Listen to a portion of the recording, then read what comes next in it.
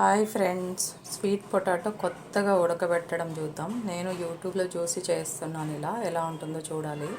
Stove వెలిగించుకొని pan పెట్టుకొని ఇట్లా వాటర్ ఉన్న బౌల్ ఒకటి దీంట్లో పెట్టుకోవాలి ప్యాన్లో. ఇప్పుడు క్లీన్గా కడుక్కున్న స్వీట్ పొటాటో ఇలా చుట్టూ పెట్టుకోండి.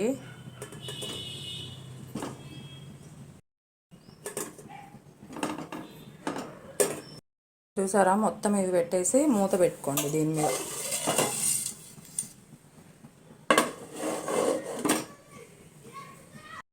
10 మినిట్స్ అయిన తర్వాత తీసి చూసుకోండి.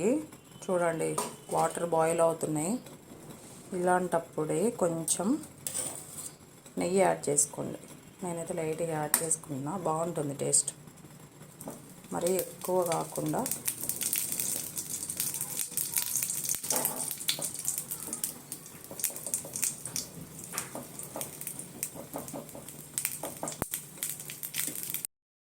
చిలకడ దుంపలు ఉడికిపోయినాయి.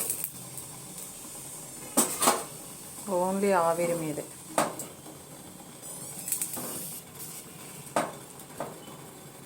చల్లారిన తర్వాత పిల్లలకి పెట్టుకోవడం.